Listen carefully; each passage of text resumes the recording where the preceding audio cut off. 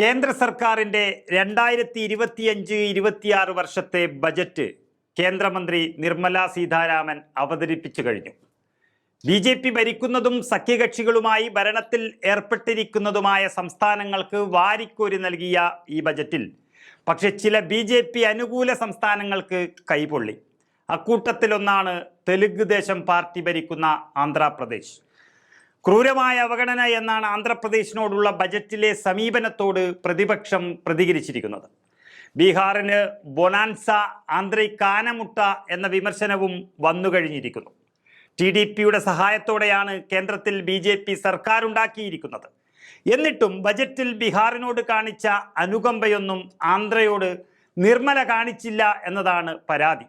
ബീഹാറിൽ ഈ വർഷമാണ് നിയമസഭാ തെരഞ്ഞെടുപ്പ് നടക്കുന്നത്. അതുകൊണ്ട് കൂടിയാണ് ബീഹാറിന് ബജറ്റിൽ വാരിക്കോരി നൽകുന്നത്. അതേസമയം ആന്ധ്രയെ അവഗണിച്ചതിൽ ശക്തമായ പ്രതിഷേധമാണ് ഉയരുന്നത്. 12 MPമാരെ ലോകസഭയിൽ എത്തിച്ച TDP BJPക്ക് വലിയ പിന്തുണയാണ് നൽകുന്നത്. അതിനിടയിൽ ഇത്തരത്തിലൊരു അവഗണന തെലങ്കാന പ്രതീക്ഷിച്ചിരുന്നില്ല എന്നതും വാസ്തവമാണ്. ബജറ്റിൽ ആന്ധ്രയ്ക്ക് പ്രത്യേക പദവി വേണമെന്ന് മുഖ്യമന്ത്രി ചന്ദ്രബാബു നായിഡു ആവശ്യപ്പെട്ടുവെങ്കിലും അതുണ്ടായില്ലെന്ന് മാത്രമല്ല, മറ്റു വലിയ പദ്ധതികളൊന്നും ആന്ധ്രയെ തൊട്ടു തലോടി കടന്നുപോയില്ല എന്നതും വാസ്തവമാണ്. കേന്ദ്ര സർക്കാരിൽ നിർണായക പദവി കൂടി എത്തിയതോടെ ആവശ്യം എത്രയും വേഗം നടപ്പിലാക്കുമെന്ന് കണക്കുകൂട്ടിയ ജനങ്ങളെ മണ്ടന്മാരാക്കാൻ സാധിച്ചിരിക്കുകയാണ് TDPക്ക്. സംയുക്ത പാർട്ടികളുടെ യോഗത്തിൽ വായിൽ പഴം തിരുകിയിരുന്ന TDP MPമാർ പ്രത്യേക പദവി എന്ന ആവശ്യമുന്നയിക്കാതെ പേടിച്ചിരുന്നുവെന്ന് ആന്ധ്ര മാധ്യമങ്ങൾ എഴുതുന്നു. സാമൂഹിക സാമ്പത്തിക അവസ്ഥ കണക്കിലെടുത്ത് ആന്ധ്രാപ്രദേശിനെ പ്രത്യേക പദവിയിൽ ഉൾപ്പെടുത്തണമെന്നും ഉയർന്ന ശതമാനം ഗ്രാൻറ്റുകൾ നൽകണമെന്നുമാണ് നേരത്തെ മുതൽക്കേ TDP ആവശ്യപ്പെട്ടിരുന്നത്. ദീർഘകാലമായി കേന്ദ്രത്തോട് ഇക്കാര്യം ആന്ധ്രയിലെ പാർട്ടികൾ ആവശ്യപ്പെടുകയും ചെയ്തു. പക്ഷേ ബജറ്റ് അവതരിപ്പിച്ച വേളയിൽ ഈ ആവശ്യങ്ങൾ നിർമ്മല സീതാരാമൻ കണ്ടില്ല എന്ന് നടിച്ചുവെന്ന് വേണം മനസ്സിലാക്കാൻ.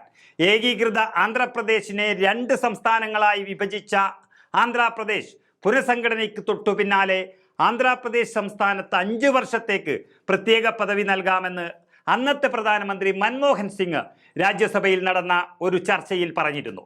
ഇതിനെ BJP നേതാവ് M വെങ്കയ്യ നായിഡു അഭിനന്ദിക്കുകയും പിന്തുണയ്ക്കുകയും ചെയ്തതാണ്. എന്നാൽ പ്രധാനമന്ത്രി നരേന്ദ്രമോദിയുടെ കീഴിൽ NDA സർക്കാർ ഭരണത്തിലെത്തിയതോടെ ഈ ആവശ്യം തഴയപ്പെടുകയായിരുന്നു. TDPയും പ്രതിപക്ഷ MPമാരും ഇരുസഭകളിലും ഇക്കാര്യം നേരത്തെ ആവശ്യപ്പെട്ടെങ്കിലും പരിഗണിക്കപ്പെട്ടിട്ടില്ല. പ്രത്യേക പദവി നേടാൻ MPമാർ ശക്തമായി രംഗത്തിറങ്ങുമെന്ന് ആദ്യം പറഞ്ഞുവെങ്കിലും അതും ഉണ്ടായില്ല. ഏതായാലും വരും ദിവസങ്ങളിൽ മുഖ്യമന്ത്രി ചന്ദ്രബാബു നായിഡു കടുത്ത തീരുമാനങ്ങളിലേക്ക് പോയാലും അത്ഭുതപ്പെടാനില്ല.